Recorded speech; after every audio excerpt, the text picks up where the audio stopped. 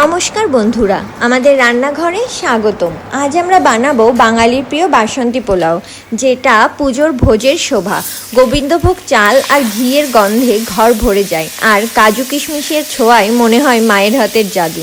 তাহলে চলুন ঘরে উৎসবের রং ছড়িয়ে দিই।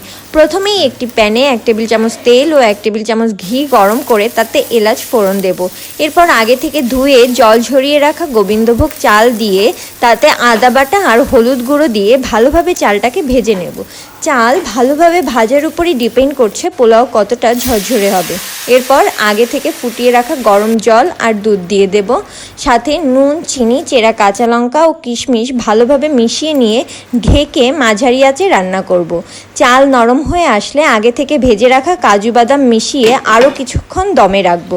ব্যাস, রেডি হয়ে গেল ঝরঝরে হলুদ রাঙা বাসন্তী পোলাও।